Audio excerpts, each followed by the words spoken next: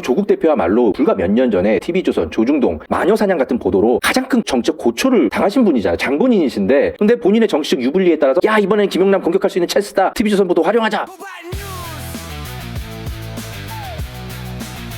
네, 평택으로 가볼 텐데 자 먼저 댓글로 시작을 해볼게요. 이제 푸딩의 설탕 가득님께서 슈퍼챗과 함께 신장식 의원이 아주 열심히 공격하고 있는데 대선 주자급 검증이 완료됐다. 조국 후보의 경우.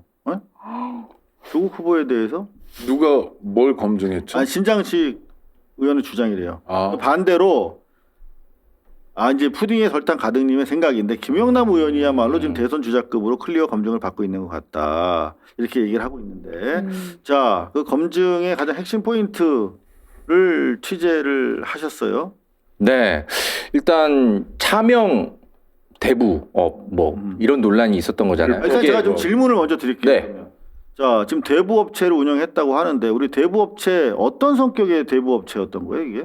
이게 사업이에요? 우리가 생각하는 네. 그런 일반인들 상대로 그렇게 뭐 사채 이런 건 당연히 아니고 그러니까 이렇게 뭐 이렇게 유흥가에서 네. 뿌려가지고 일수놀이하는 그거 그게 아니었더라고요. 그럼 네. 뭐였어요? 좀 약간 설명하기는 좀 복잡한데 그래도 해볼게요. 이게 NPL 관련 대출을 주로 하는 그런 업체였더라고요. NPL이 뭐냐면 이제 부실채권이라고 금융기관에서 이제 좀 위탁해서 가지고 있는 그러니까 조금 그 대출금을 못 갚거나 그러면은 이제 압류를 해야 되잖아요. 그렇죠. 그래가지고 네. 이제 토지, 공개 넘기지. 그렇죠. 토지 같은 것들을 이제 가지고 있다가 뭐 공매를 할 수 있는데 그거를 아무한테나 하는 게 아니고 대부업 자격을 가진 업체에 그거를 위탁해서 맡길 수가 있나 봐요.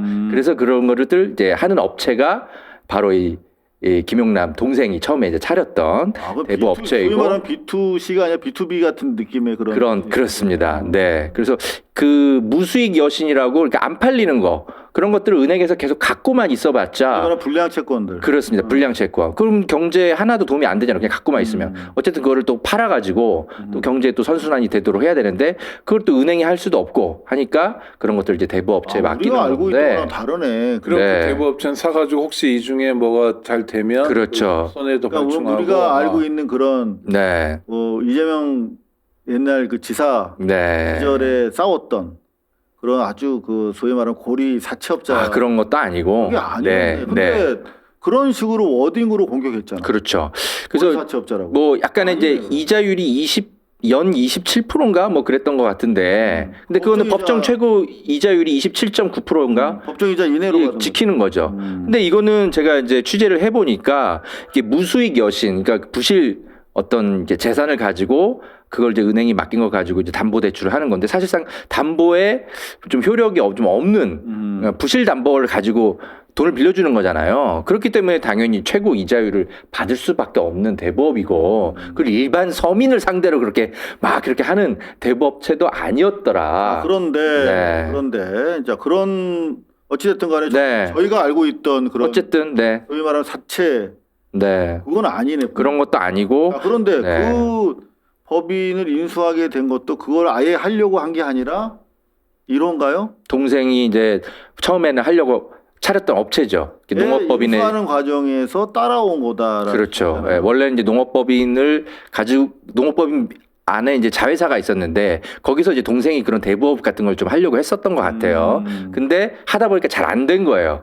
그런데 형한테 이걸 좀 맡겼던 집안 사정이 있었던 것 같아요. 자세한 건 모르겠지만 약간의 이제 좀 어머니 봉양 문제와 관련해서 어머님이 20년 동안 와병 생활하셨는데 빈병에 효자 없다고 이제 간병비 가지고 그래요. 자녀들끼리 좀 갈등이 있었나 봐요. 주변에 많이 있거든요. 왜냐하면 다 먹고 살기가 넉넉하면 문제가 안 되는데 넉넉하더라도 사실은 나는 이만큼 하는데 왜 너 그래 이러면서 갈등이 있는 그런 내부 분란까지 다 지금 시시콜콜 취재를 하면서 형제간의 싸움을 부추기는 양상인데 어쨌든 간에 내 동생이 아마 이제 농업법인을 하다가 이제 거기서 대부업도 하다가 안 되니까 형한테 도움을 요청을 했고 근데 형이 이걸 거절할 수가 없었던 것 같아요. 왜냐하면 동생이 이제 좀 엄마 생활비도 좀 같이 대고 있고 또 형이 또 어쨌든 법조인이고 하니까 이런 좀 클리어해달라. 그렇죠. 그런 것들을 또 맡을 수도 있고 그리고 그 당시엔 또 정치를 할 때도 아니었잖아요. 자 그러면 그렇게 인수를 했는데 인수를 했죠. 그 이제 자회사로 대부업이 들어가 있었는데 네. 우리가 알던 그런 사채는 아니고 그냥 이제 불량 채권 그렇습니다. 처리하는 그런 비즈니스 한 건데 차명으로 했어요? 차명이란 표현이 어떻게 나왔는지가 이상해요. 왜냐하면 TV조선의 첫 보도만 봐도 지분을 90% 인수했다라고 명확히 밝히거든요. 김용남 후보가. 그걸 실명으로 지분을 인수해요. 그리고 자기 지분으로 네. 했으면 그럼 그 지분 구조가 90%가 갖고 있는데 보통은 이제 김용남 회사인 할 거죠. 때는 네. 그 지분을 세탁해서 네, 다른 사람으로 네. 그렇죠. 지금 뭐 인천의 유정복이 이제 그런 케이스로 걸려 있는데 그런 식으로 그렇죠. 해서 뭐 남한테 뭐 지분 갖도록 하고 내가 네. 실질적으로 장악하는 그런 걸 보통 차명이라고 하는데 자기가 90% 가지고 있어. 그렇죠. 그럼 근데 대표 이사는 이제 딴 사람을 맡겼는데, 네. 근데 그건 어쩔 수가 없는 게 그거 가지고 차명이라고 우려하는 거야. 지분하고 경영은 그렇죠. 그렇지. 소유와 지분은 분리되어 있는 거지. 분리되는 주식회사잖아요. 그렇죠. 그러니까 이 TV조선에 분리하라고 주식회사를 만든 모순이 건데. 있었던 거예요. 이게 차명 의혹이라고 이제 물론 이제 정황이다 이렇게 보도는 했지만.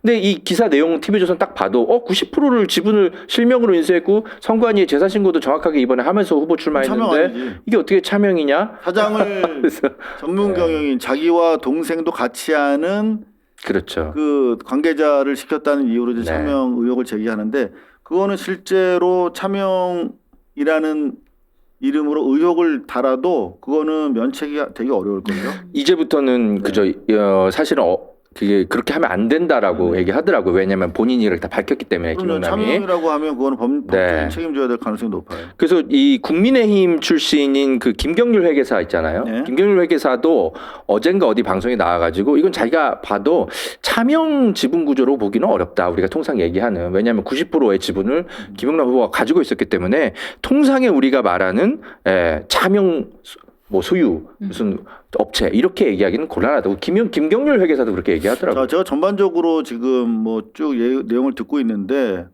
뭐 세부적인 내용까지 더 디테일하게 취재를 하셨다고 보니까 저는 취재 노트를 제가 이제 사전에 보여주셔서 봤는데 뭐 더 들어갈 필요는 없을 것 같은데 이 정도만 해도 저는 클리어가 되는 것 같은데. 아니 근데 문제는 조국 후보와 그 당이 이름이 똑같잖아요. 조국들이 이번 평택 선거에서 한 게 딱 하나밖에 없다는 거예요.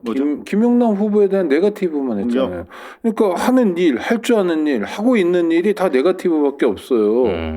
아니 이런 선거가 어디 있습니까? 또 있어요. 네거티브 말고 한 거. 뭐야? 남의 공약 훔치기.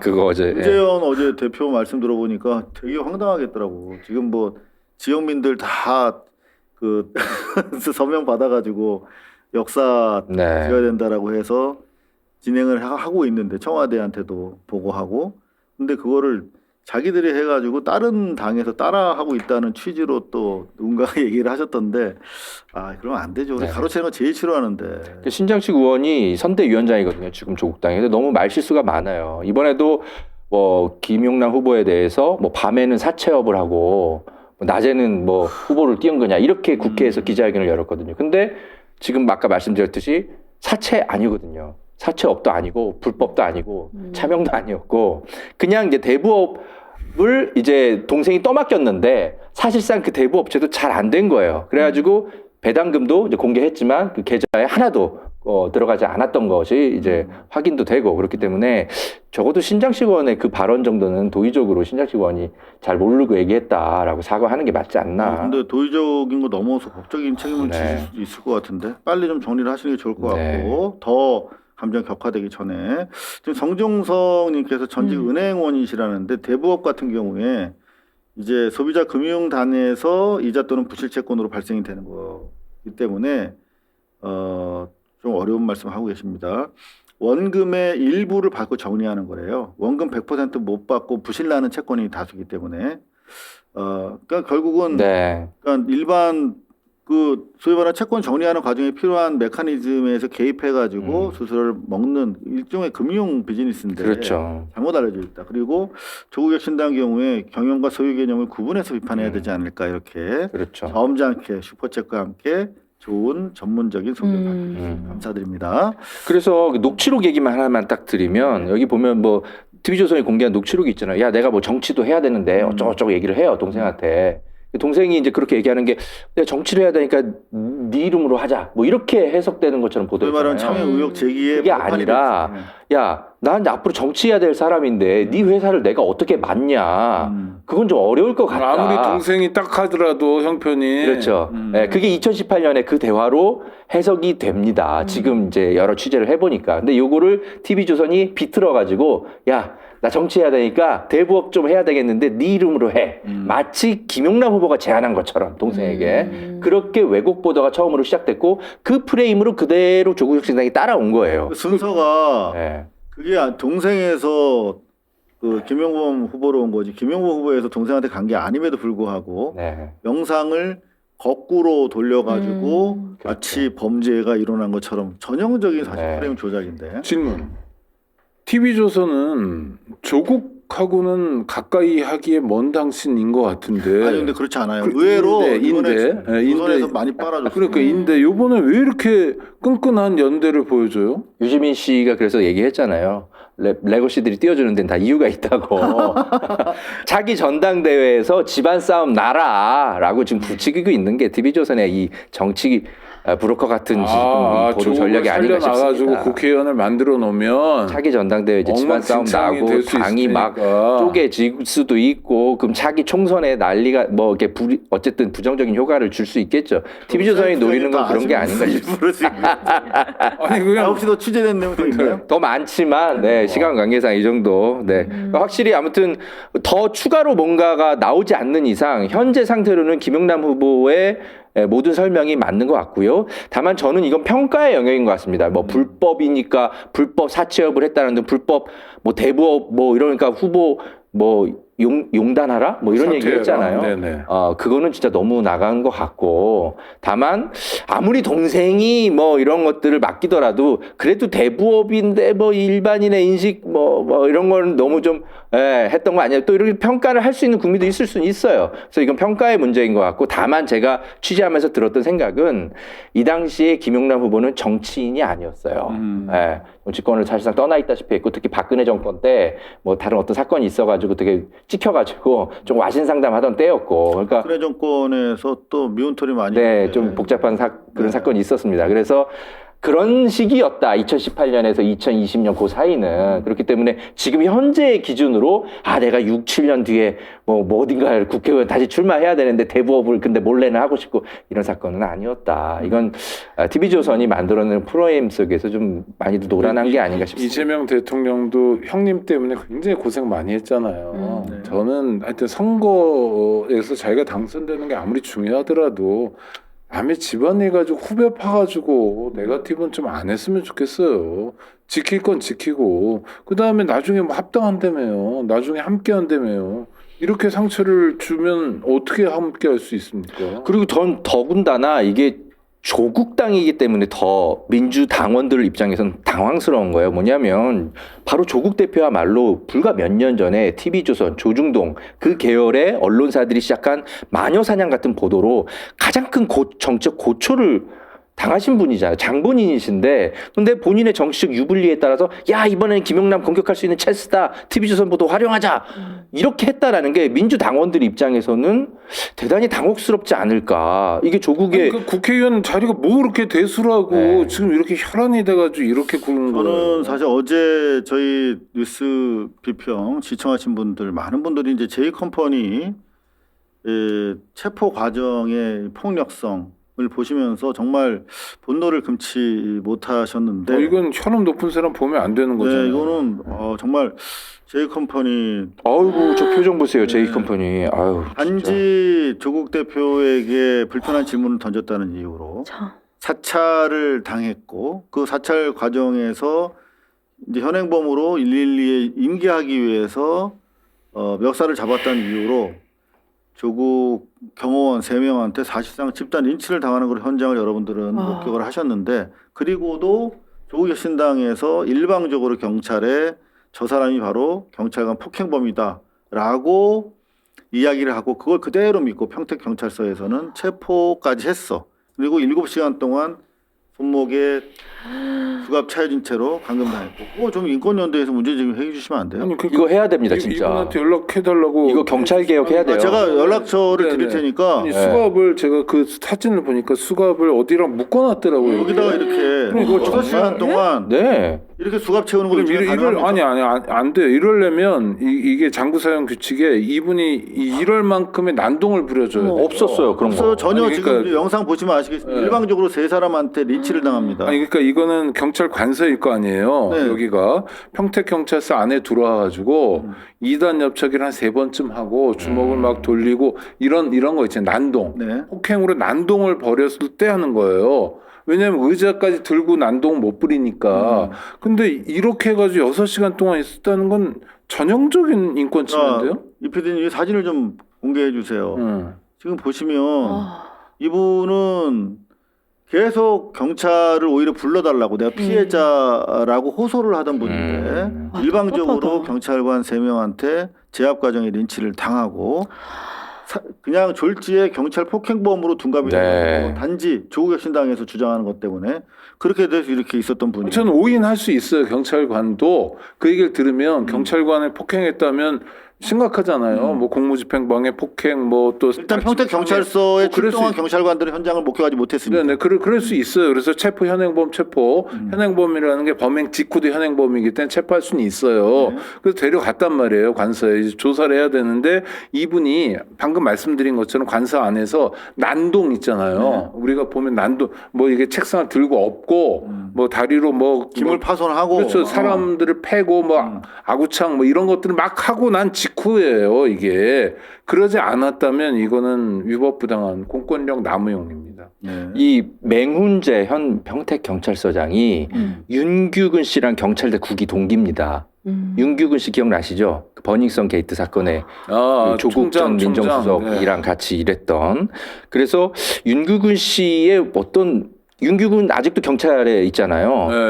이분이 하필 평택 경찰서장이 경찰대 국기 동기라는 게 저희 의미심장해 방송중인데요. 보입니다. 네네네. 저희 지금 인권연대 오창희 국장님이 함께 계신데요. 아, 네네. 지금 뭐 다른 거는 다 뭐 이제 저희가 그 시청자분들과 대화를 통해서 다 이제 알게 됐는데 네네. 지금 이 사진 보면 기자 뉴스 이준익 기자 보도에 올라와 있는 사진을 보면 6시간 동안 이렇게 수갑을 찬 채 평택 경찰서에 감금돼 있었다는 거잖아요. 아, 네. 근데 그게 조금 약간 이거 설명을 좀 해주실 수 있어요, 오창희 국장님한테? 네, 그 시간이 조금 잘못 기재됐는데요. 네. 2시간 가량 정도 그렇게 있었던 거 맞고요. 오케이, 2시간. 네네. 근데 왜 이렇게 수갑이 채워져 있었어요? 우선은 경찰서에 있는 형사과에 들어가서 그 체포됐기 때문에 그렇게 있어야 된다고 얘기를 했거든요. 네? 아니 혹시 체포가- 들어가셔서 뭐 책상을 엎거나 경찰관들 폭행하시거나 난동을 부리셨나요? 아니, 전혀 그런 건 없었고요. 그냥 원래 사실은 119에 실려서 병원을 먼저 가야 될 상황인데 경찰이 이거 빨리 그 조사받게 해주겠다라고 해서 그 조사받고 병원 가겠다라고 하고 그냥 형사과로 바로 들어가자마자 그렇게 그 수갑을 채우고 앉아 있었던 거예요. 이거 문제 아니 네. 국가인권위원회 진정부터 하실 수 있는 거 여러 가지 있고요. 문제 네네. 제기를 하셔야 됩니다. 왜냐하면 네. 그 장구 사용은 이런 경우에 하면 안 돼요. 그러니까 뭐 뭔가 도망하거나 뭐 무슨 하여튼 뭐가 있어야 돼. 이유가 합리적인 까닭이. 지금 어차피 필요한 여기 까닭이. 장소가 어떻게 형사계인가요? 어딘가요? 그 형사계입니다. 형사계 안에 뭐 CCTV가 있을 테니까 뭐 저들도 뭐 증거를 확보하고 있을 텐데 네. 방송 끝나고 우리 오창희 국장님 연락처를 드릴 테니까요. 네네네. 저기 뭐 인권연대 차원에서라도 좀 도움을 좀 받으시길 바랍니다. 알겠습니다. 너무 감사합니다. 이렇게 네. 또 보도해 주셔가지고 저 억울함이 지금 그래도 많이 풀리고 있습니다. 아, 그게 약간 왜 이런 과잉을 할까요? 상대가 조국이니까 그런가요? 왜 그러죠? 그래서 아까 제가 말씀드린 그 팩트가 자꾸 자 우리 저 걸리는 제이 거죠. 컴퍼니 지금 이번 향후에 이 일을 어떻게 해지? 오늘 기자회견 혹시 하셨나요? 국회에서요? 어제 어제였나요? 있었고요. 네네. 향후 네네. 계획 좀 알려주시죠. 우리 시청자분들 함께 좀 할 수 있는 분들 계실 테니까요. 아, 네. 그러면 우선 그 고발뉴스 시청자분들 관심 가져서 너무 감사하고요. 이게 사실 관심을 가져주지 않으시면 그냥 한마디로 제가 폭행범으로 몰리고 아마 구속도 됐을 겁니다. 저희 변호사도 사실 굉장히 화가 많이 나 있는 상태고요. 네. 변호사가 변호업을 하면서 이런 경찰들의 행태에 대해서 처음 봤다고 하더라고요. 그래서 저희가 어저께 고발장과 고소장을 다 접수를 했고요. 네. 이제 그 부분에 대해서 민사까지 저희가 다 진행을 할 예정이고 네. 관련자들에 대해서는 끝까지 법적 처벌을 할 예정입니다. 네, 그러셔야 되겠네요. 조국혁신당과 조국 후보에 대해서 우리가 지난 우리 조국 일가가 탄압받을 때 함께 정말 눈물을 흘리면서 싸워 주셨던 분들인데 다들 네. 지금 뭐 일각에서는 마치 조국 대표였나요? 우리 네. J컴퍼니 기자분한테 극우 뭐 유튜버다 이런 식으로 또 글을 써놨더라고요. 그거 보셨죠? 네. 그거 보고 저도 굉장히 충격을 받았는데요. 사실 저는 흔히들 말하는 족파였습니다. 실제로 정경심 교수 그 구치소까지 가서 응원도 하고 이렇게 방송으로 조국 노래도 틀어주고 아이고. 네, 조국을 수호하는 거에 저도 앞장섰던 사람들 중에 하나였는데 네. 오히려 그 현장 유튜버들은 재판 과정에서도 부구 유튜버들과 오히려 싸우면서 그걸 막아주는 역할을 했었거든요. 그렇죠. 그러면 사실 조국은 저희가 조국한테 빚이 있는 게 아니라 조국이 우리한테 빚이 있는 거죠. 그러면 왜 이런 지지자들이 왜 조국을 이렇게 싫어하게 됐는지, 왜 이렇게 반대하게 됐는지를 본인이 깨달아야 될 텐데 그런 건 전혀 모르시는 것 같습니다. 우리 함께 있는 허재현 기자 같은 경우도 사실 네. 조국 정치인 이전부터 계속 지원하고 지지하고 심지어 조국 영화 나왔을 때는 아주 없는 살림의 전관을 다 예약해가지고 무료 상영회까지 했던 분이거든요. 네네네. 근데 조국 대표 관련해서 몇몇 불편한 질문을 했다는 이유로 차단당하고 지금 거의 블랙리스트 수준으로 대우를 받고 있는 네. 그런 상황에서 아마 많은 분들이 우리 J컴퍼니 우리 기자분의 상황을 공감하고 계신 것 같습니다. 너무 감사합니다. 이게 만약에 제가 그 구치소에서 아무런 이 경호권을 행사할 수가 없었잖아요. 네. 그냥 막 뉴스에서만 그렇게 도배됐고 만약에 제 핸드폰에 있는 그런 증거들이 없었다라고 하면 굉장히 그 정말 제2의 번외성 사태가 되지 않았을까 그런 생각까지 하고 있습니다. 근데 저는 그 영상을 보면서 많은 네. 분들이 같이 공분을 하셨는데 이 영상을 촬영하신 분이 누구시죠? 깡녀 TV라는 어떤 유튜브. 강강녀 TV. 그분들도 현장 유튜버기도 하고 저랑 오랫동안 같이 했었는데 근데 이게 사실 그 3명의 경찰이 현장에서 때린 것도 문제가 되지만 경찰서 안에서 있었던 일도 너무 심했거든요. 사실 또 있었구나. 모든 녹취가 다 돼 있고요. 아, 그래요? 그리고 유치장 안에 갇혔을 때 네. 특히 그 제가 병원에 갔다 오고 병원에 가기 전에 너무 힘드니까 조사를 안 하고 그렇게 수갑 차고 있으니까 너무 힘들잖아요. 그렇죠. 그래서 119를 불러달라고 했습니다. 왜냐면 병원을 가는 게 먼저인 것 같아. 이렇게 기다리게 하면 그러니까요. 제가 예. 너무 힘들어서 그랬더니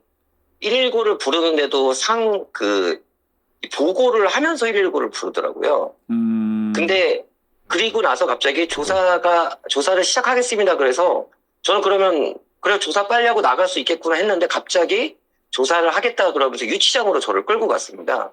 조사하려고 했던 게 아니네. 네, 그래서 말도 안 되잖아요. 119도 아직 안 왔고 조사를 하겠다라고 하면서 유치장에 들어가서 모든 소지품을 다 내놓으라고 해서 거기서 제가 강하게 항의를 했거든요. 네. 그래서 다행히 그때 119가 와서 소지품을 다 반납을 안 하고 유치장에 갇히지 않은 채 병원을 갔다 와서 망정이었고 그리고 그 모든 가정이 그 안에 또 유치장 안에 또 범죄를 일으킨 분들이 갇혀 있는 분들이 네. 그걸 다 보셨어요. 그래서 자신들이 보기에 굉장히 흉악범이 들어온 줄 알았다. 그렇게 증언까지 해주시고 앞으로도 증언도 해주시기로 했거든요. 아유, 감사한 분들이네요. 네. 자, 우리 좀 오찬익 국장님 옆에서 지금 얼굴이 시뻘개지셨어요. 네. 아니 왜냐면 조국 씨가 형사법 교수예요. 그리고 자기도 구속된 적이 있었고 그런데 와 어떻게 자기 욕심 하나 채우자고 해가지고 아니 저는 이게 경찰관들은 약간 오염된 경찰관들 같아요. 굉장히 과잉이거든요. 그러니까 원래 이제 수행하다 보면 그쪽으로 편향된 행동을 하게 되는 면이 일견 있지만 이건 너무합니다 지금 사실. 아직도 조국은 대한민국 청와대 민정수석인가요? 아직도 법무부 장관인가요? 그때 제가 와. 봤을 때는 이제 영향을 끼쳤던 한때 장악했던 경찰력에 대해서 여전히 어느 정도 영향력이 있는 것이 아닌가 그런 이제 판단이 가능한 그런 상황입니다. 자, 어찌됐든 간에 우리 제이컴퍼니 응원하고요. 계속 좀 진행 상황 저희가 좀 알 수 있도록 좀 알려주시면 감사하겠습니다. 알겠습니다. 너무 감사하고 고맙습니다. 절대로 기죽지 마세요. 네. 네, 알겠습니다. 뭐 그러실 분은 아니죠. 네. 네, 감사합니다. 고맙습니다. 네. 아이고 오늘 저희가 뭐 또 시간 훌쩍 넘겨버렸는데요. 이 정도에서 마무리 좀 해야 되겠습니다. 자, 오창희 국장님. 화나네요. 아유, 조국 씨 유급 의원인데요. 하여튼 국민의 심판 한번 받아봅시다. 그래서 결과 보고 조국 당 사람들 한번 생각해 볼 수 있는 기회가 됐으면 좋겠어요. 네, 자 우리 허재영 기자. 네, 계속 국회에서 열심히 취재해서 올바른 정치인은 소개하고 나쁜 정치인은 고발하도록 하겠습니다. 자, 그리고 왜요? 네. 아나운서. 저는 오늘 평택 시민으로서 조금 심각하게 와닿았고 사실 경찰들을 좀 믿지 못하겠다라는 생각이 들면서 이분이 얼마나 억울하고 무서웠을까 이런 생각이 좀 많이 드네요. 예. 그렇죠. 80년대도 아니고 이게 무슨 일인가 싶습니다. 네. 사실 김관영 지사에 대한 여론조사 저희가 상당히 좀 의미 있게 판단을 해서 전격적으로 전화 연결도 시도를 했는데 국민의 민심이라는 거 정말 무서운 거거든요.